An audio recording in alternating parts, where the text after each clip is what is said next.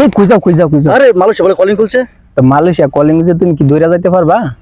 তা সত্যি খুলছে নাকি কলিংটা, জানো না কিছু?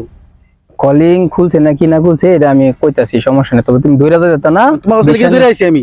বিশাল লইয়া আর বিমান দা যাইতে হইব। ঠিক আছে, আমি কইতাছি।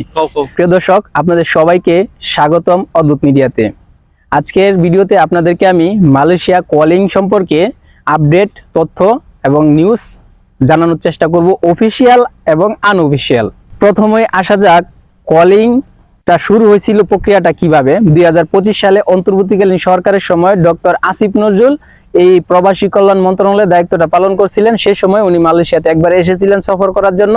এই বিষয়টা নিয়ে আলোচনা করা হয়েছিল, কিন্তু একটা সমস্যা ছিল সিন্ডিকেট। সিন্ডিকেট কি? সিন্ডিকেটটা হচ্ছে মূলত, যেমন আমরা বাংলাদেশ থেকে একজন লোক আসতে 5 থেকে 6 লাখ টাকা, 4 লাখ টাকা, এরকম 4.5 লাখ, মানে এক একজনের কাছ থেকে এক এক রকম নেয়। কিন্তু সেটার সরকারি খরচ কিন্তু মাত্র 1 লাখ টাকার ভিতরে। বুঝতে পারছেন? মানে সিন্ডিকেটের কারণে আপনার এত টাকা দেওয়া লাগে। সো এই সিন্ডিকেটটা তখনও ভাঙার জন্য চেষ্টা করছিল, কিন্তু ভাঙতে পারে নাই। আরো কিছু শর্ত ছিল বাংলাদেশকে মালয়েশিয়া দিয়েছিল, সেগুলো পূরণ করতে পারে নাই, যার কারণে তখন কর্মী নেওয়ার প্রক্রিয়া শুরু করতে পারে নাই। কিন্তু পার্শ্ববর্তী দেশ ইন্ডিয়া, নেপাল, পাকিস্তান, অন্য যে দেশগুলো আছে, সে যেসব দেশে থেকে মালয়েশিয়া কর্মী আসে, সব দেশে থেকে কিন্তু কর্মী প্রক্রিয়া চালু।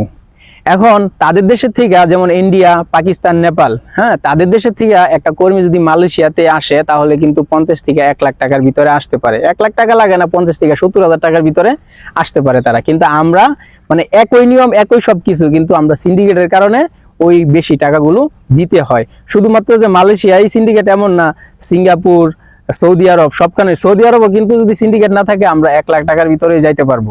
সো এটাই হচ্ছে মূলত সিন্ডিকেট। এই জন্য এটা ভাঙার জন্য চেষ্টা করতেছিল, এবং এটা প্রবাসীদের দীর্ঘদিনের একটা দাবি। তো বর্তমান নির্বাচিত সরকারের যেই প্রবাসী কল্যাণ ও বৈদেশিক কর্মসংস্থানের মন্ত্রণালয়ের মাননীয় মন্ত্রী এবং প্রতিমন্ত্রী এই বিষয়টা নিয়ে কথা বলতেছে, আলোচনা আছে।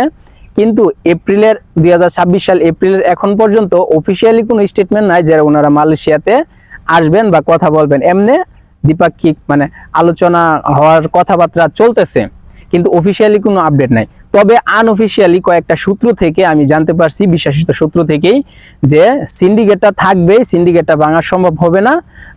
এই এপ্রিলেরই কোনো একটা সময়ে মাননীয় মন্ত্রী মহোদয় মালয়েশিয়াতে সফরে আসবেন, এই বিষয়ে কথা বলবেন। তো আশা করা যাইতেছে যে এখন কলিংটা খুব শীঘ্রই খোলার সম্ভাবনা আছে।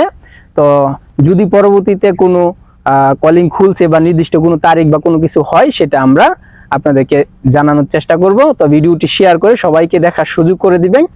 আর ভালো থাকবেন। আসসালামু আলাইকুম।